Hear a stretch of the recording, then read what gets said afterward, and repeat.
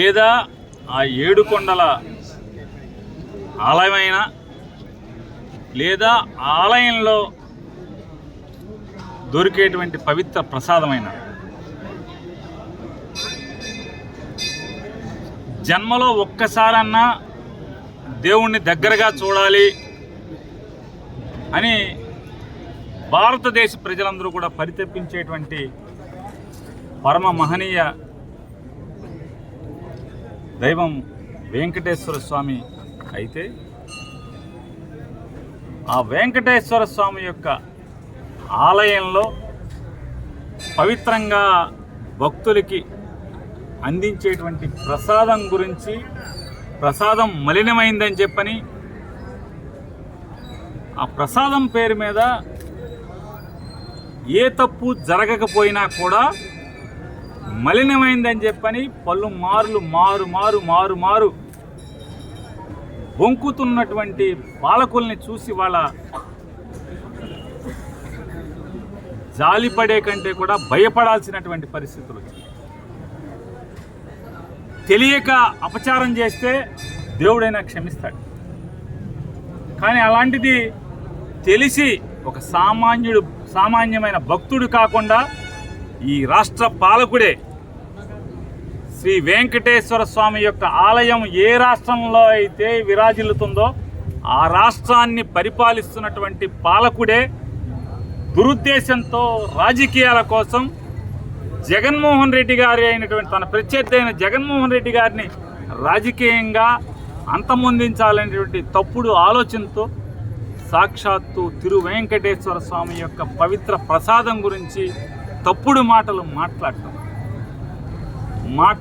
మాట్లాడుతూ దేవుడు కూడా పాపుల యొక్క నోరు శుద్ధి చేసినట్టుగా ఇవాళ చంద్రబాబు నోరు కూడా మెల్లగా శుద్ధి అవుతూ వస్తుంది.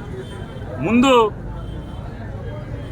ఆలయ అధికారులు ఎవరైతే ఎండోమెంట్ డిపార్ట్మెంట్ ఐఏఎస్ ఆఫీసర్లుగా గుడి ట్రస్టీలుగా ఉండేటువంటి ఆలయ ఎగ్జిక్యూటివ్ ఆఫీసర్లు నెయ్యిని పక్కన పెట్టాం, టెస్టులు తప్పులు దొరికినాయి కాబట్టి వాటిని వాడకుండా పంపించామని చెప్పి ఆలయ సంరక్షణ అధికారులు లేకపోతే శాస్త్రోక్తంగా పూజలు నిర్వహించేటువంటి వాటి పర్యవేక్షించేటువంటి అధికారులు ఆ రకంగా మాట్లాడితే నిన్నటికి ఎక్కడికి వచ్చాడు చంద్రబాబు నాయుడు గారు? ఆ మలినమైన ఆవు నెయ్యిని వాడారు, కానీ ఎక్కడ వాడారో తెలియదు. 70 ఏళ్ళు వచ్చి బతుకు మనకు అవసరమా చంద్రబాబు నాయుడు గారు? 70 ఏళ్ల వయసు ఎందుకు బతికే ఈ రకంగా 10 మందికి ఆదర్శంగా మనం పోతే చంద్రబాబు నాయుడు గారా లేకపోతే రాజశేఖర రెడ్డి గారా? మనమా? ఎవరైనా? రాజశేఖర రెడ్డి గారు మరణించాడు, ఆదర్శంగానే ఇచ్చాడు. ఏ పార్టీకి సంబంధించిన సరే, ఏ దేశంలో అయినా సరే రాజకీయ నాయకుడు జనం కోసం ఇలా బతకాలి అని రాజశేఖర రెడ్డి గారు అలా బతికి చూపించాడు. కానీ 75 ఏళ్ళు, 14 ఏళ్ళు ముఖ్యమంత్రి, 15 ఏళ్ళు ముఖ్యమంత్రి, ఎవరికో ఏం ఆదర్శం చూపిస్తూ మనం బతుకుతున్నాం? రేపు మీరు వెళ్ళిపోయిన తర్వాత మీ గురించి ఏం మాట్లాడుకోవాలి? ఇటువంటి తప్పుడు మాటలు కూడా మాట్లాడాడు రాజకీయాల కోసం అని చెప్పి మాట్లాడుకోవాలి. జగన్మోహన్ రెడ్డి గారు స్వామివారి దర్శనానికి వెళ్తానంటే ఏం పూజ చేసుకుంటాకో లేకపోతే వేరే రకంగా కూడా కాదు కదా, కేవలం దర్శనం చేసుకుంటాకి వెళ్తానంటే వెంటనే ఫ్లెక్సీలు పెట్టిస్తావా? తిరుమలలో ఎప్పుడన్నా నువ్వు అక్కడే పుట్టానన్నావు కదా, ఎప్పుడన్నా తిరుమలలో అన్యమతస్తులు డిక్లరేషన్ ఇవ్వండి అని చెప్పని ఎప్పుడన్నా బోర్డు కడతాం చూసారా? అంటే జగన్మోహన్ రెడ్డి గారు వస్తున్నారంటే ఆ మధ్యాహ్నం కడతారు, ఆయన్ని రావట్లేదు. వీళ్ళందరూ కూడా ఆ కార్యక్రమాన్ని రచ్చ చేయాలనుకుంటున్నారు. హిందువుల ముసుగులో రాజకీయాల కోసం బతికేటువంటి కొంతమంది కాషాయ బట్టలు వేసుకుని నోరు కాషాయ నాలుకలు వేసుకుని తిరిగేటువంటి దొంగ భక్తులు ఎవరైతే ఉన్నారో, హిందూ మతానికి మేమే రిప్రజెంటేషన్స్ అని చెప్పని కేకలు బొబ్బలు పెట్టేటువంటి వ్యక్తులు ఎవరైతే ఉన్నారో వాళ్ళు పోగేసి వాళ్ళని జగన్మోహన్ రెడ్డి గారి ఇంటి మీదకి పోలీసుల రక్షణతో కాషాయ రంగు గేట్లకు పిలిపిస్తావు. జగన్మోహన్ రెడ్డి గారు ఊర్లో లేని సమయం లేదు. జగన్మోహన్ రెడ్డి గారు వస్తుంటే నిన్న కోడిగుడ్లు వేయండి కారు మీద, పోలీసులకేమో శాంతియుతంగా మా వాళ్ళు ధర్నా చేస్తారు రోడ్డు మీద. జగన్ గారు ఎయిర్పోర్ట్ కాడి నుంచి గుడికి వెళ్ళే వరకు దీంట్లో బుడగలు వేసి ఐ సప్లై రెడీ చేస్తారు, అలాగే కోడిగుడ్లు రెడీ చేస్తారు.